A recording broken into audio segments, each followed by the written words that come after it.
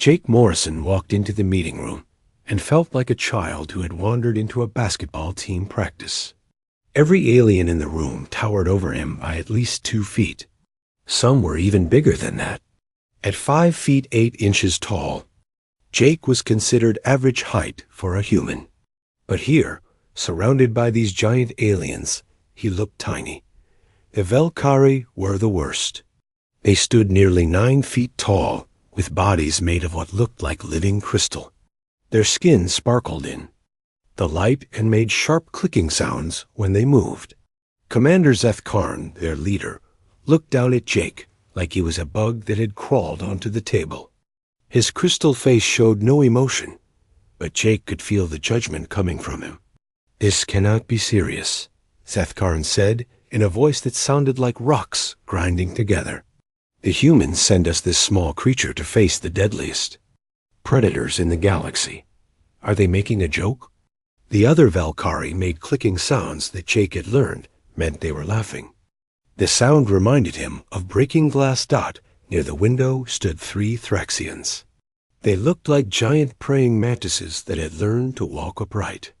Each one was about 8 feet tall with 4 arms and large compound eyes that could see in all directions at once. Their leader, Clickter, rubbed his front claws together and made a buzzing sound. "Perhaps the little human is meant to be food for the predators," Clickter said. "A small snack to keep them happy while the real hunters do their work." The other Thraxians buzzed in agreement. Their mandibles clicked as they talked, making it sound like they were chewing on bones.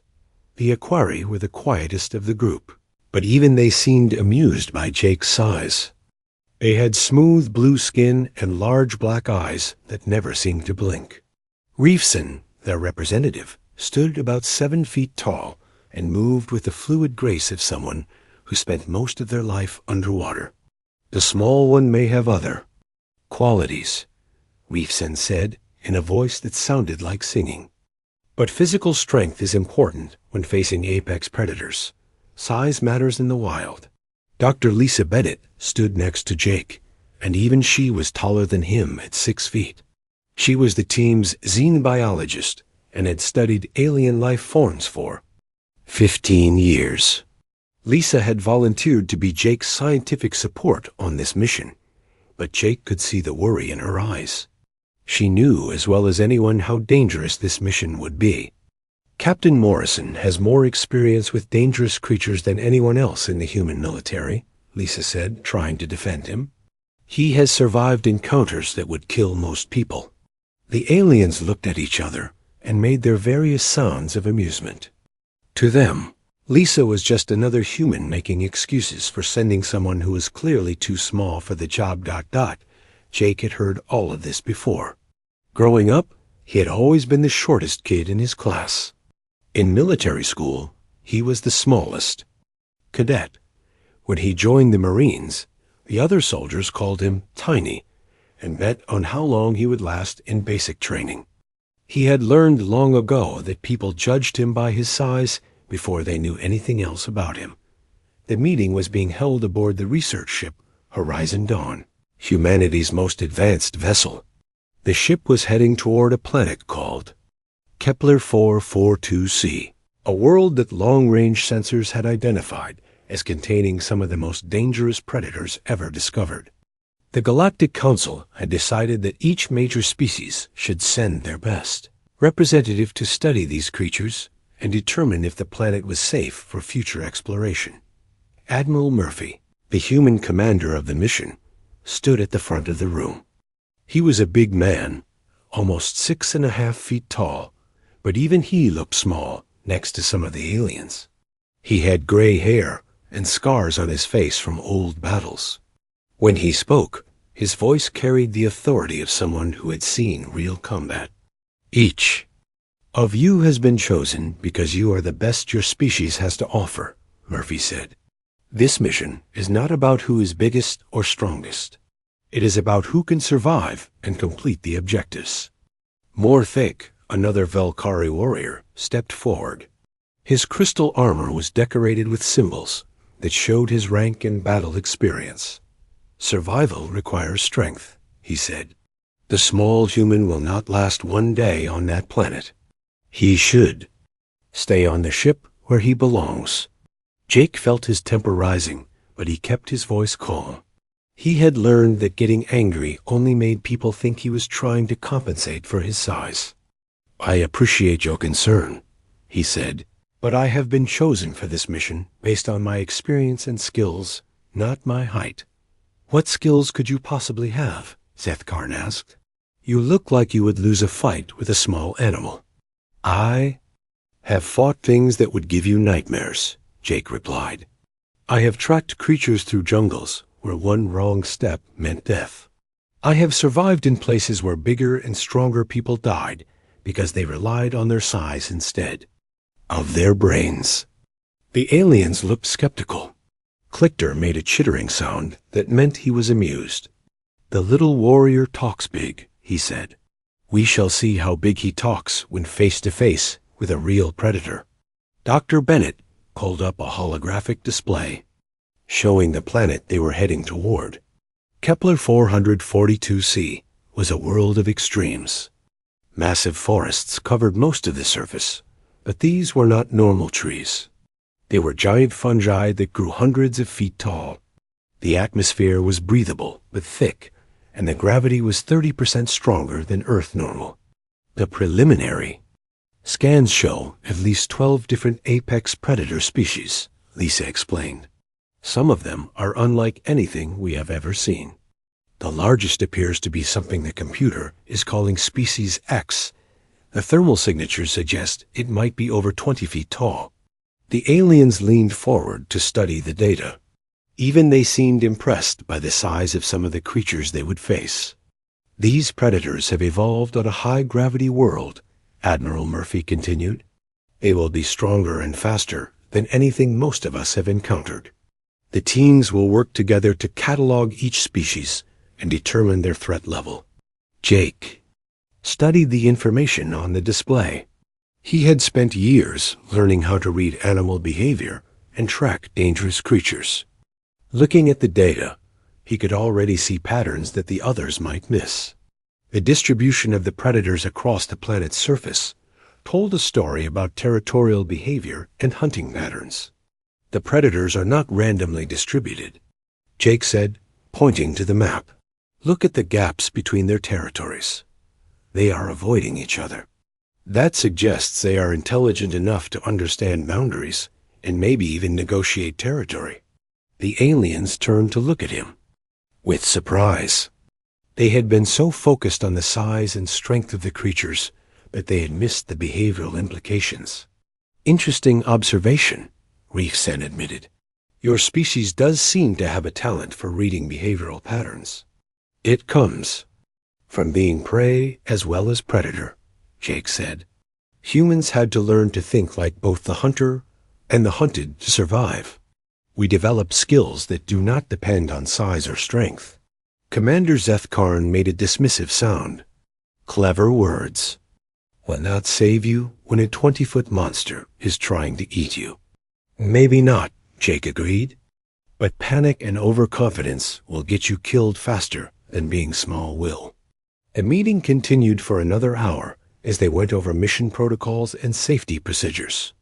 Each species would contribute their expertise, but they would work as integrated teams on the planet's surface. The goal was not just to catalog the predators, but to understand them well enough to predict their behavior. When the meeting ended, Jake could hear the aliens talking among themselves in their own languages. He did not need to understand their words to know what they were saying. They were making bets about how long the small human would survive. Some probably thought he would not make it past the first day. Lisa walked beside him as they left the meeting room. Are you sure about this? She asked. These creatures are bigger than anything you have faced before. Jake smiled. Lisa, I have been underestimated my whole life. It has become my greatest advantage. When people expect you to fail, they stop paying attention to what you are actually doing. As they walked through the corridors of the ship, Jake thought about all the times people had counted him out because of his size.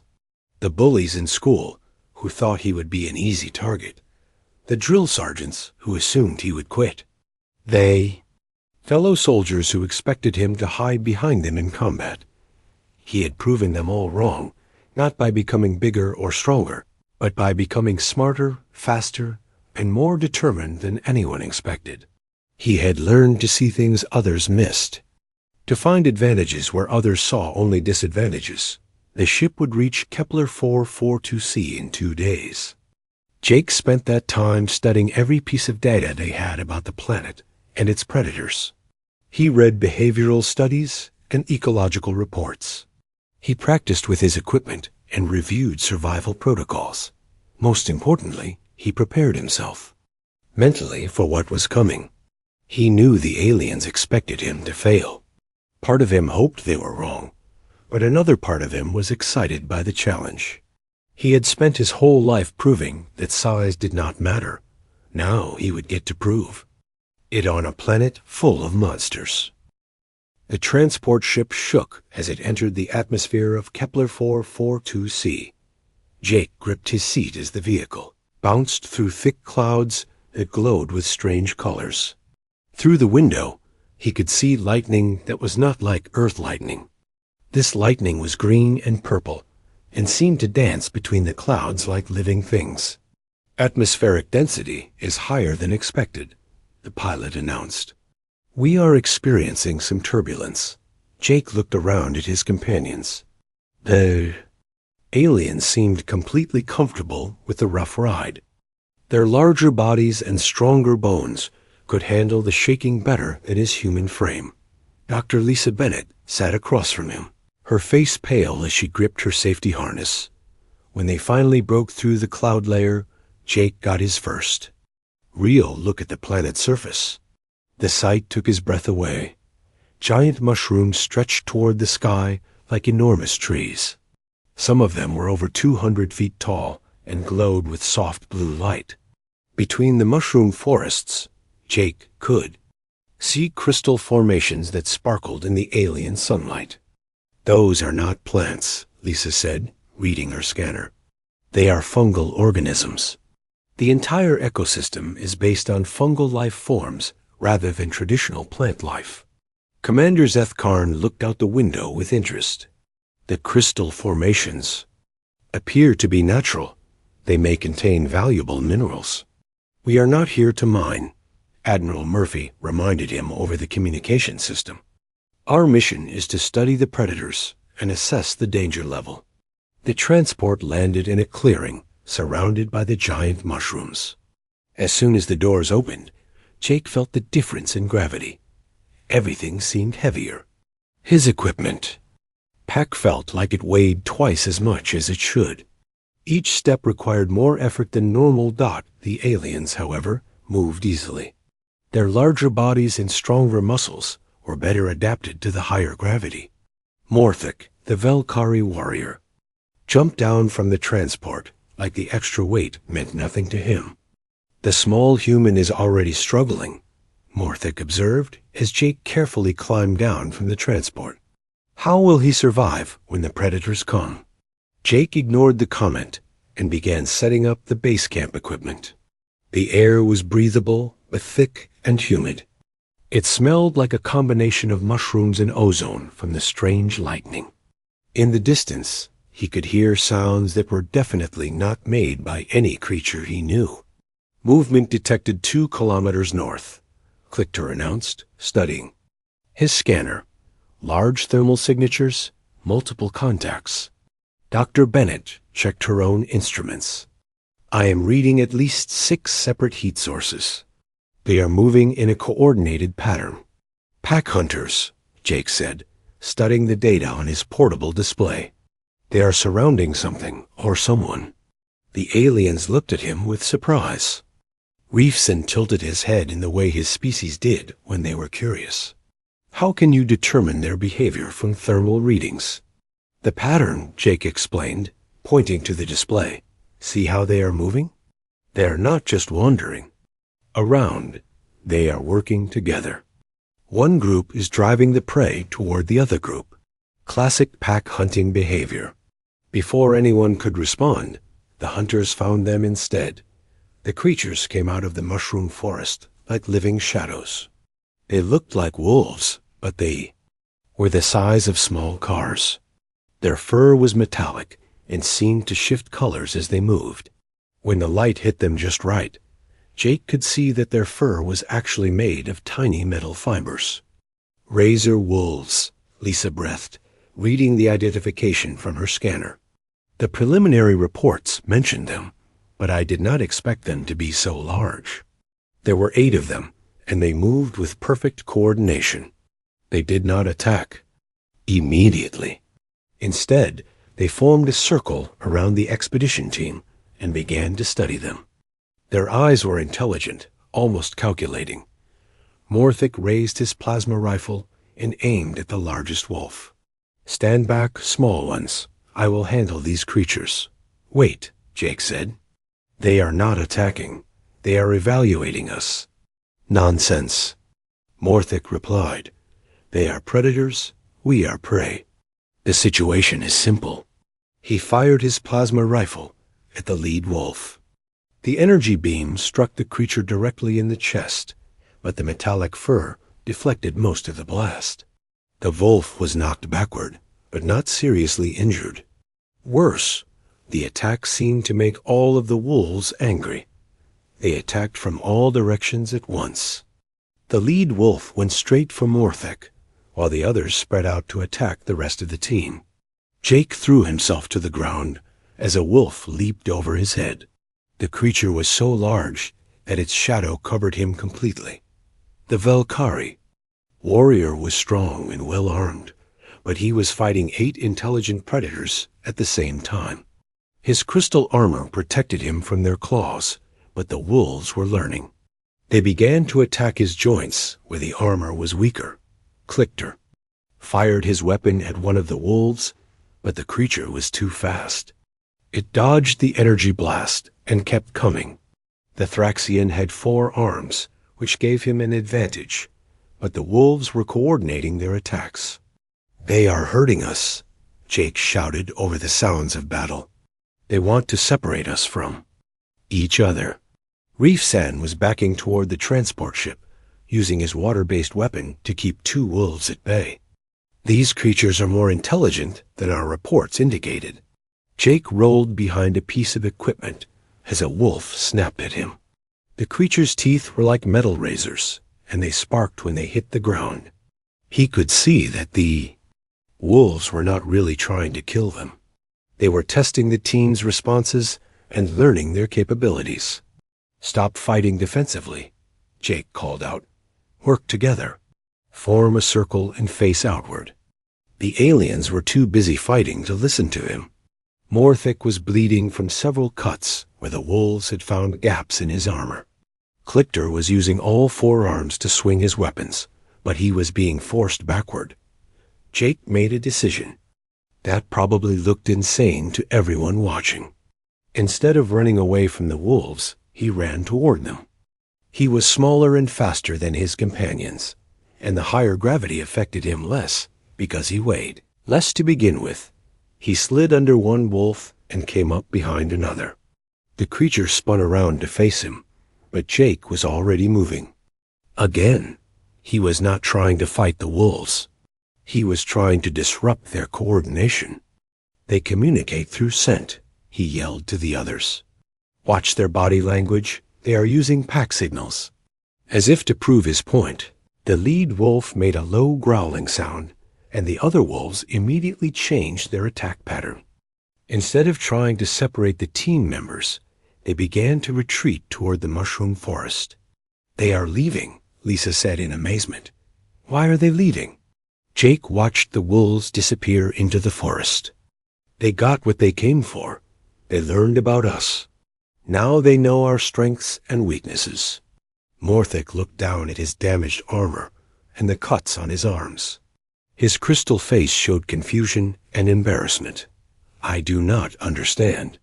I had superior weapons and armor. How did they injure me so easily?"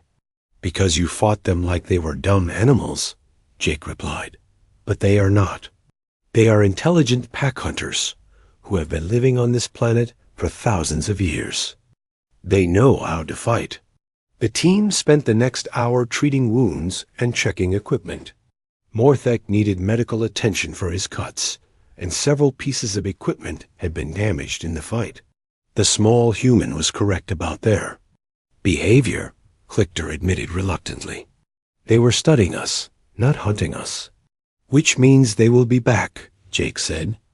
And next time, they will know exactly how to fight each of us. Dr. Bennett was taking readings from the wolf tracks they had left behind. The metallic fur is not just for protection. It also serves as a kind of antenna. They can sense electrical fields, including the bioelectric fields of living creatures. That explains how they found us so quickly, Reefsen observed. Our equipment and our own bioelectric signatures would be like beacons to them. Jake knelt beside the tracks and studied the patterns. The wolves had left clear prints in the soft ground around the mushroom bases. Look at the spacing between the tracks. They were not running when they left. They were walking calmly. They were not afraid of us at all. Admiral Murphy's voice came through their communication devices. Status report. We detected energy weapon fire. We encountered a pack of razor wolves, Morthek replied. The situation is under control. Jake looked at the Velkari warrior with surprise. Morthek could have blamed him for the attack or complained about his performance. Instead, he was taking responsibility for the encounter. Casualties? Murphy asked. Minor injuries only, Lisa reported. But we learned something important. These predators are much more intelligent than our preliminary reports suggested. Understood. Continue with the mission, but exercise extreme caution. As evening approached, the team set up their camp in the clearing. The giant mushrooms began to glow brighter as the alien sun set, casting strange shadows across the landscape. In the distance, they could hear the sounds of other creatures moving through the forest. Jake volunteered to take the first watch, despite protests from the others about his size making him vulnerable. I am the best tracker we have, he pointed. Out. If anything approaches the camp, I will know about it first. Morthek looked at him for a long moment. The small human showed courage today.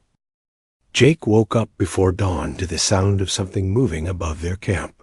He looked up through the dim light and saw shapes floating between the giant mushrooms. At first, he thought they were clouds, but clouds did not move with such purpose. Wake up, he whispered urgently to the others. We have company. The shapes were almost invisible against the dark sky. They looked like jellyfish made of glass, drifting silently through the air.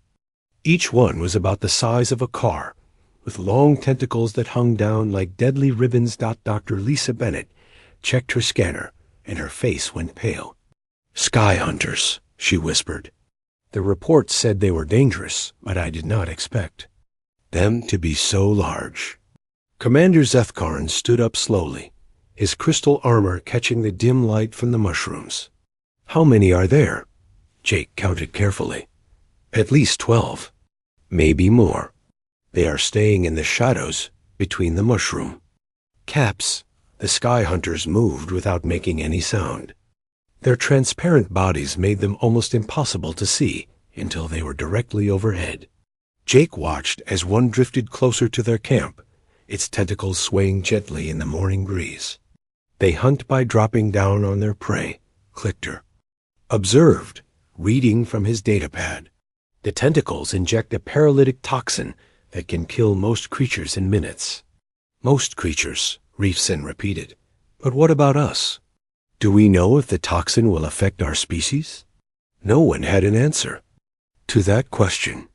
The sky hunters were a newly discovered species, and there had been no time to test their toxins against alien biology. One of the creatures began to descend toward their camp. Its body pulsed with soft light as it came closer. Jake could see that its tentacles were covered with tiny barbs that looked like needles. It is coming down, Morthek said, raising his plasma rifle. I will destroy it before it can attack. Wait, Jake said. If you shoot it, the others will know we are here. Right now, they might just be curious. Curious creatures do not have poisonous tentacles, Morthic replied. Jake studied the sky hunter's movement pattern. It was drifting down slowly, almost lazily. Its tentacles were not spread out for attack. They were trailing behind it like streamers. It is not hunting, Jake realized. Look at its body language. It is investigating, not attacking. The creature stopped about 10 feet above their camp and hovered there. Its transparent body pulsed with different colors, cycling through blues and greens and purples. Jake had the strange feeling that it was trying to communicate. The color changes might be a form of communication, Lisa suggested. Some Earth. Species use bioluminescence to send messages. The sky hunter pulsed brighter, and Jake could see shapes moving inside its transparent body. They looked like organs, but they were arranged differently than anything he had seen before. Back away slowly, Jake told the others.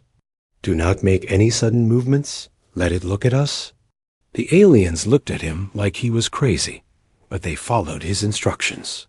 The sky hunter continued to hover above them, its colors shifting and changing. After several minutes, it began to rise back toward the mushroom canopy. It is leaving, Reefson said with relief.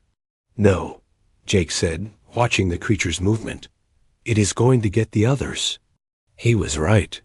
Within minutes, all 12 sky hunters were floating above their camp. They formed a loose circle, their bodies pulsing in a synchronized pattern.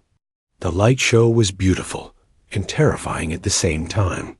They are talking to each other, Jake said quietly. The color patterns are getting more complex. Suddenly, one of the sky hunters dropped like a stone. Its tentacles spread wide as it fell directly toward Clicker. The Thraxian warrior had been standing apart from the group, checking his equipment.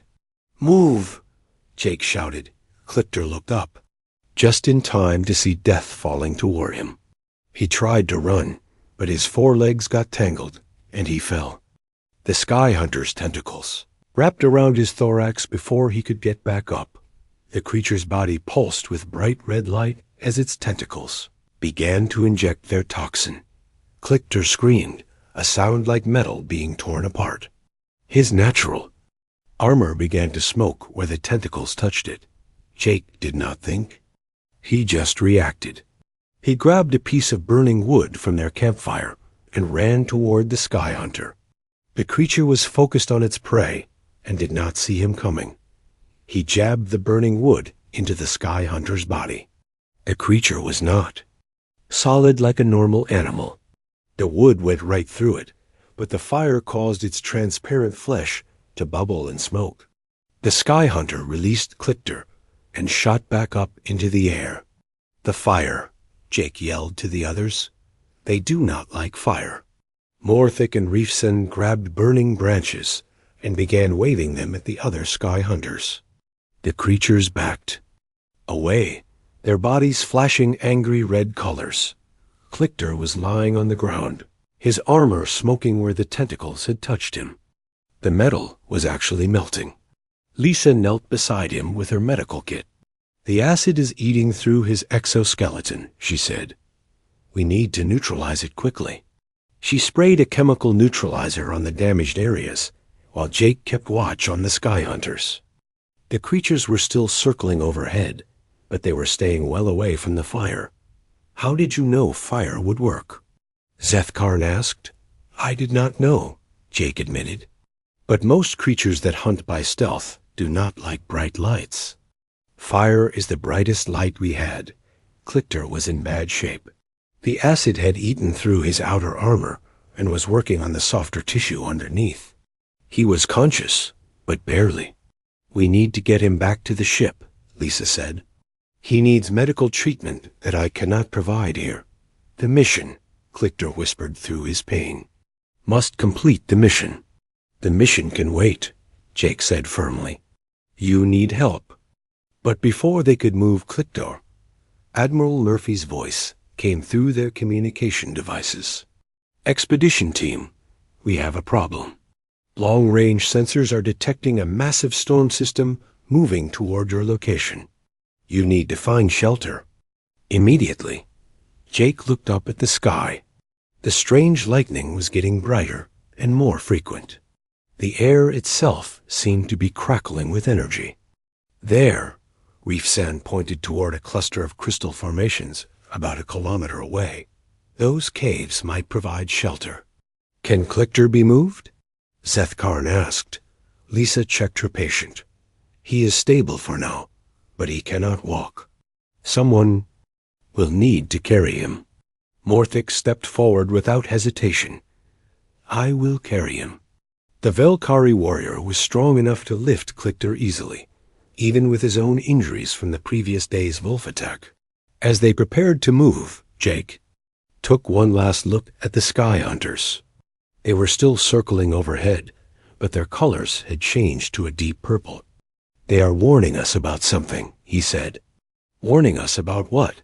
Lisa asked before Jake could answer. The storm hit. The wind came first, howling through the mushroom forest like a living thing. Then came the lightning, not just in the sky but dancing between the mushroom caps and crystal formations. The team ran toward the caves as fast as they could. The higher gravity made it difficult, especially for Jake. Every step was an effort, and he was breathing hard within minutes. But he kept pace with the others, driven by the need to reach shelter. The sky hunters disappeared as the storm grew.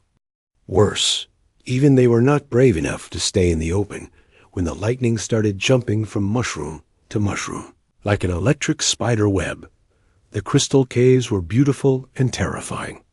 The walls were made of the same glowing crystal they had seen from the air, but up close, Jake could see that the crystal was alive.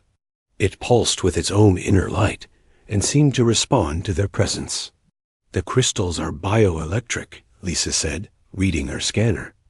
They are storing and channeling the electrical energy from the storm. Deep in the caves, they found a large chamber where they could wait out the storm. Morthek gently set Clicker down on a smooth section of crystal floor. The injured Thraxian was unconscious now, but his breathing was steady. He will live, Lisa said after checking his vital signs. But he needs proper medical treatment soon. Jake explored the chamber while the others tended to Clicker. The crystal formations were incredible. Some of them looked like frozen waterfalls, while others grew in spirals that seemed to twist into infinity. But what caught his attention were the marks on the walls. Look at this, he called to the others. The marks were clearly made by claws, but they were enormous. Each scratch was longer than Jake was tall, and they went deep into the solid crystal. What kind of creature could make marks like that? Reefson asked. Jake studied the scratch patterns. Something big, something with claws that can cut through crystal like it was soft wood. Zethkarn examined the marks more closely. These are not random. There is a pattern here, almost like writing. Or territory markers, Jake suggested. Predators often mark their territory to warn others away. The storm continued to rage outside the cave. Through the entrance, they could see lightning striking the mushroom forest repeatedly. Some of the giant fungi were actually catching fire, burning with strange green flames. How long do these storms last? Morthek asked. Lisa checked the meteorological data.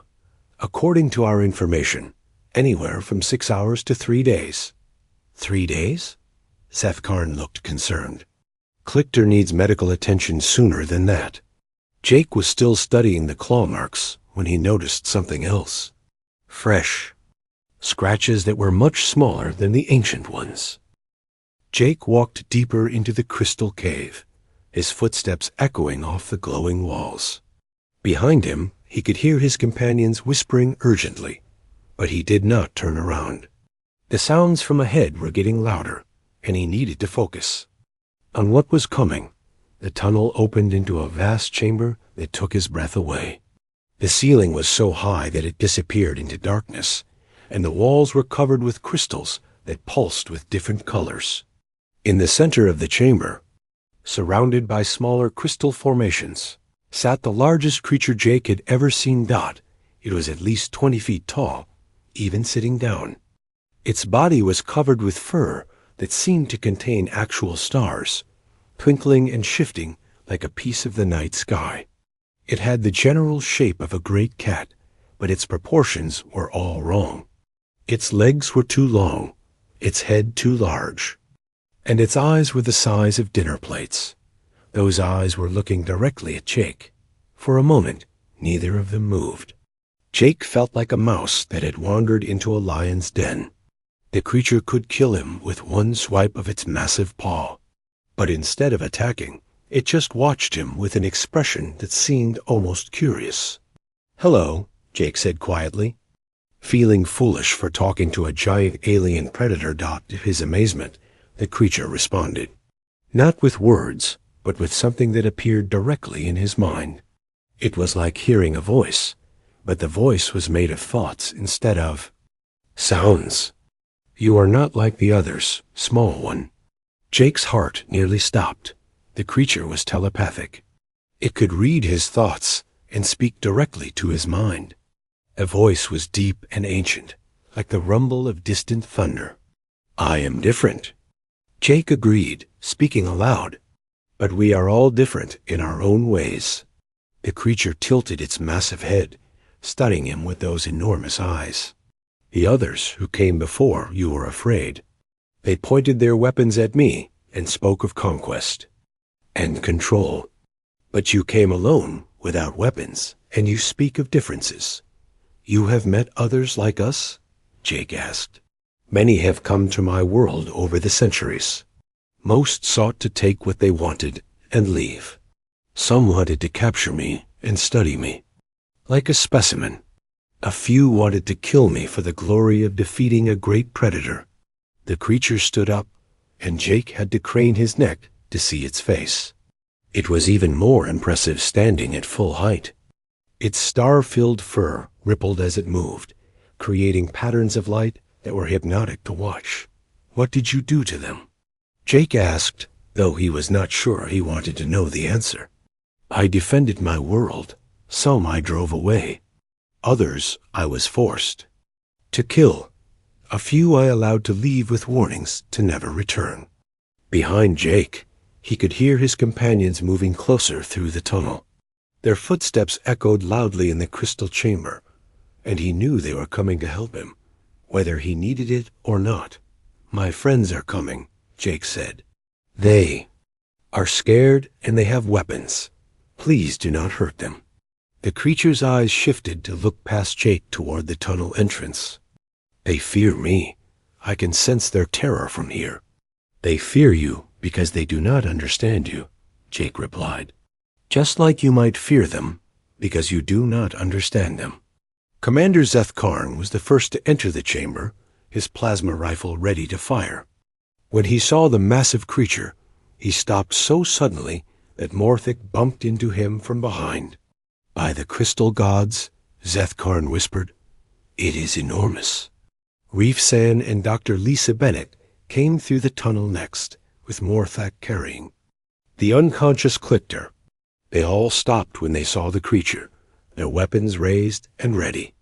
"Stay back," Zeth Karn ordered Jake. "We will handle this." "No," Jake said firmly. "Put your weapons down. This creature is intelligent. It can communicate." "It is a predator," Morthic said. "Predators cannot be reasoned with." The creature's mental voice spoke to Jake again, but this time all of the team members heard it in their minds. "The Crystal Warrior speaks truly. I am a predator, but I am also much more than that." The aliens looked shocked. They had not expected the creature to be telepathic, and they certainly had not expected it to speak to them directly. "You can talk," Lisa said with amazement. "You are truly intelligent." "I have been intelligent for longer than your species have existed," the creature replied. "I have watched civilizations rise and fall on distant worlds. I have seen the birth and death of stars. I am what you might call eternal. Jake stepped closer to the creature, ignoring the protests from his companions. What are you? What is your species called? I am the last of the Void Walkers. My people once traveled between the stars, but we grew tired of wandering. We chose to settle on worlds where we could live in peace. This world became my home many thousands of years ago. The last? Jake felt a wave of sadness. What happened to the others? Time, age. Some were killed by those who sought to exploit their powers. Others simply chose to fade away when they grew weary of existence. I alone remain. The creature lowered its massive head until it was level with Jake's face. Up close, Jake could see that its eyes held depths that seemed to go on forever. It was like looking into the universe itself. You are brave, small one. Most creatures flee when they see me. But you came forward to meet me as an equal. We are not equals, Jake said honestly. You are ancient and powerful. I am young and small. But I believe that all intelligent beings deserve respect. The Void Walker's eyes seemed to glow brighter. Respect, yes. That is what has been missing from the others who came before you. They saw me as a thing to be conquered or avoided. But you see me as a person. Seth Karn stepped forward, his weapon still raised. This creature is dangerous. It has killed others who came to this world. We should destroy it before it can harm us. No, Jake said quickly. It was defending its home. Wouldn't you do the same if strangers came to your world with weapons? The Void Walker's attention turned to the Velkari commander. The Crystal Warrior speaks from fear. Fear makes creatures do foolish things. But the small one speaks for wisdom. Wisdom is rarer than courage. You killed members of other expeditions, Morthic accused. You are a murderer. I am a guardian, the Void Walker corrected. This world is under my protection. Those who come in peace are welcome. Those who come with conquest in their hearts are not. Jake felt a strange sensation in his mind, like someone was gently examining his thoughts and memories. The Void Walker was reading his past, learning about him and his species. Interesting, the creature said after a moment. Your people have been both predator and prey. You have fought creatures larger and stronger than yourselves. You have protected those who could not protect themselves. That is what humans do, Jake said. We look out for each other, even when it costs you personally, even when it puts you at risk. The Void Walker's mental voice carried a note of approval. I have seen your memories, small guardian. You have faced monsters that would terrify warriors twice your size. Not because you had to, but because it was the right thing to do. Jake felt his cheeks burn with embarrassment. I just did what anyone would do. No, you did what few would do. You put others before yourself. You used your intelligence and courage to overcome disadvantages of size and strength. You are truly a guardian spirit. The creature began to move around Jake in a slow circle, its massive paws making no sound on the crystal floor. Your companions judge you by your size. They see a small creature who needs protection. But I see the truth. You are a protector, not one who needs protection. That is not true, Seth Karn protested. The human is weak. He needs our help to survive. The Void Walker stopped circling and fixed its gaze on the Velkari commander. You speak from ignorance, Crystal Warrior. This small one has already saved the lives of your companions twice. Once from the metal wolves and once from the sky jellies.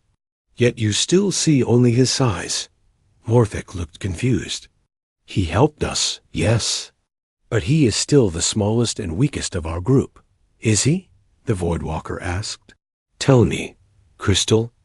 Warrior, when the metal wolves attacked, who understood their behavior?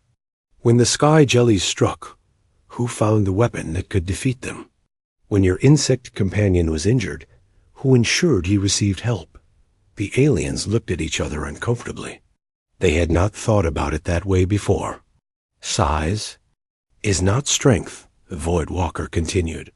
Fear is not weakness.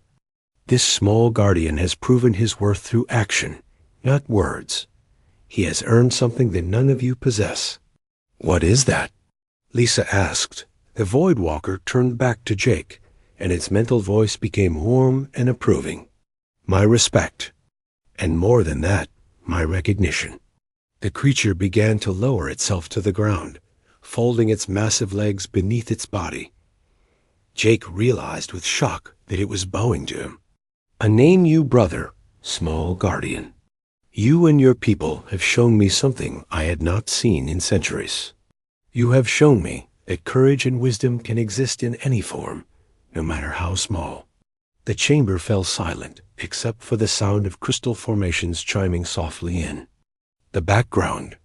Jake felt tears in his eyes as the most powerful creature he had ever encountered called him brother. I am honored, Jake said, his voice barely above a whisper. The honor is mine, brother. Your species has proven that they are worthy guardians. I place this world under your protection.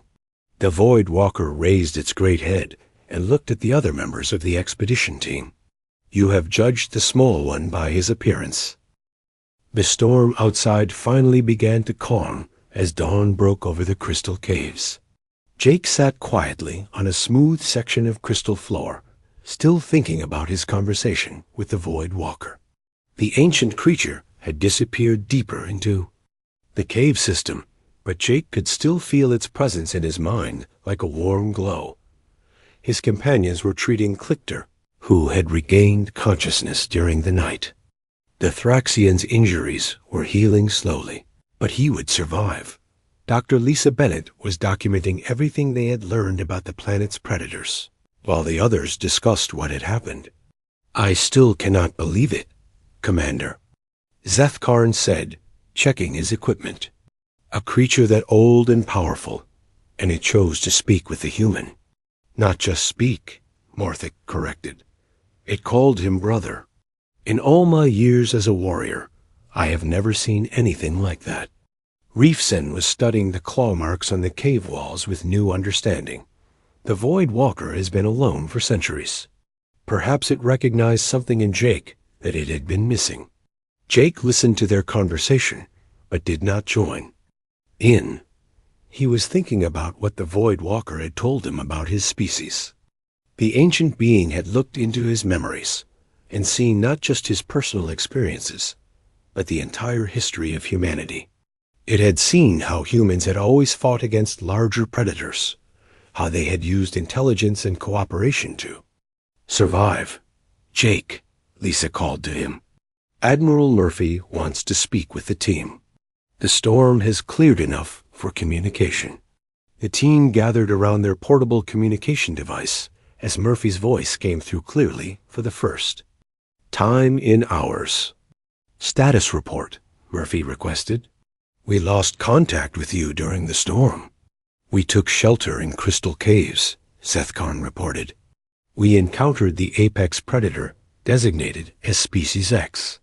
There was a long pause before Murphy responded. Are there casualties? Do you need immediate extraction? No casualties, Jake said, speaking into the communicator. The creature is intelligent and telepathic. It calls itself a Void Walker. Intelligent? Murphy's voice carried surprise and concern. Are you certain? It spoke to us directly through telepathic communication, Lisa explained. It has been? Living on this planet for thousands of years. It appears to be the last of its species. And it is not hostile, Jake added. It has been protecting the planet from those who would exploit it. Admiral Murphy was quiet for several minutes, probably discussing the situation with his senior officers. When he came back on the communication, his voice was serious. This changes everything, Murphy said. If the apex predator is an intelligent being, we cannot proceed with colonization plans without its consent. It has already given consent, Jake said. It has placed the planet under human protection. What do you mean? Jake looked at his companions, who were all staring at him with expressions ranging from amazement to disbelief. The Void Walker has designated humanity as the guardians of this world. It trusts us to protect it from exploitation. How is that possible? Murphy asked. You have been on the planet for less than 3 days. The creature can read minds. Jake explained. It looked into my memories and saw the history of our species. It decided that humans can be trusted because we have always protected the weak and fought against impossible odds. Another long pause from Murphy. We need to discuss this situation with the Galactic Council immediately. Prepare for extraction in 2 hours. As they packed their equipment and prepared to leave the caves, Jake felt the Void Walker's presence in his mind again. You are leaving, small brother. Yes, Jake thought back. But we will return. My people will keep their promise to protect your world. I know they will. Your species has honor. That is why I chose you as guardians. The Void Walker appeared at the entrance to the deeper tunnels, its star-filled fur catching the light from the crystal formations. Before you go, there is something you should know. Jake stopped packing and looked at the ancient creature. What is it? This world is not the only one that needs protection. There are others scattered across the galaxy where my people once lived. Most are empty now, but they contain knowledge and technology that could benefit your species. You would share that with us? With the small guardians, yes. Your people have proven they will use such gifts wisely. The other team members had stopped what they were doing to listen to the telepathic conversation. They could not hear both sides, but they could sense the importance of what was being discussed. There is more, the Void Walker continued. Your species is not the first to be tested in this way. Over the millennia, I have encountered many races. Most failed the test of character. Some passed, but were not strong enough to serve as guardians. You are the first to possess both the strength and the wisdom needed for such responsibility. Jake felt overwhelmed by the implications. What does that mean for humanity? It means your people will become something greater than they are now. The galaxy has been waiting for true guardians for a very long time.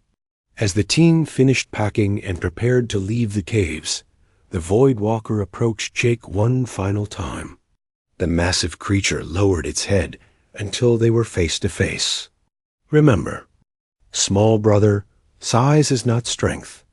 The greatest guardians are often the smallest in stature, but the largest in heart. Jake reached out and touched the creature's massive nose. The star-filled fur was warm and seemed to pulse with its own inner light. I will remember. And remember this as well. When your people need guidance, when they face challenges that seem impossible, think of this moment. Think of what you have accomplished despite your size. Your species will face many tests in the years to come, but they will overcome them as you have overcome yours. A team made their way out of the crystal caves and back to their landing. Sight, the giant mushroom forest, looked different in the daylight after the storm. Many of the fungi were still glowing from the electrical energy they had absorbed, and the air itself seemed to sparkle with residual charge dot as they waited for the transport to arrive. Jake noticed that his companions were treating him differently. They no longer looked at him as the weak member of the team who needed protection. Instead, they looked at him with something approaching respect. The creature chose you, Clichter said, his voice still weak from his injuries. Of all of us, it chose to speak with you. It saw something in him that we missed, Morthek admitted. Perhaps we judged too quickly based on appearance. Commander Zeph Karn was the last to speak. I owe you an apology, Jake Morrison. I believe that size determined worth. I was wrong. Jake looked at each of his companions. We all make mistakes. What matters is that we learn from them. The transport arrived and lifted them back to the horizon dawn. As they rose through the atmosphere, Jake looked down at the planet one last time. Somewhere in those crystal caves, an ancient guardian was watching them leave. But it was not goodbye. It was the beginning of something much larger. Aboard the ship, Admiral Murphy was waiting for them with a full debriefing team. Scientists, diplomats, and military officials all wanted to hear about their encounter with the Void Walker. Jake found himself at the center of attention, something he had never experienced before. "You understand the significance of what has happened," Murphy said after hearing their full report. "This is the first time in galactic history that an apex predator has voluntarily ceded territory to another species." "It is more than that," Jake replied. "The Void Walker did not just give us this planet. It gave us a responsibility. We are now the protectors of worlds that cannot protect themselves." The news of humanity's encounter with the Void Walker spread quickly through the Galactic Council. Within days, representatives from dozens of species were requesting meetings with human diplomats. The same aliens who had once dismissed humanity as too small and weak were now eager to form alliances. But the most significant change was in how Jake was perceived by his fellow humans. Admiral Murphy promoted him to the rank of Guardian Commander, a new position created specifically for him. He became humanity's first ambassador to intelligent apex predators and the leader of the new Guardian Corps. Dr. Lisa Bennett was assigned as his chief scientific advisor, and even some of the aliens from the expedition requested transfers to work under his command. Morthek surprised everyone by applying to join the Guardian Corps, saying he wanted to learn more about Jake's approach to dealing with dangerous creatures. 6 months later, Jake found himself standing before the full Galactic Council, wearing the uniform of a Guardian Commander and representing not just humanity, but all species committed to protecting rather than exploiting the galaxy's resources. The council chamber was filled with beings from across the galaxy. Tall aliens, short aliens, creatures made of energy, beings that existed in multiple dimensions. But for the first time in his life, Jake did not feel small among them. He felt like he belonged. "The Guardian Corps has been established," he announced to the assembly. "Any species that wishes to join us in protecting the galaxy's most vulnerable worlds is welcome. Size does not matter. Strength is not the most important quality. What matters is the willingness to stand between those who would harm and those who cannot defend themselves." As he spoke, Jake thought about the Void Walker, alone in its crystal caves on a distant world.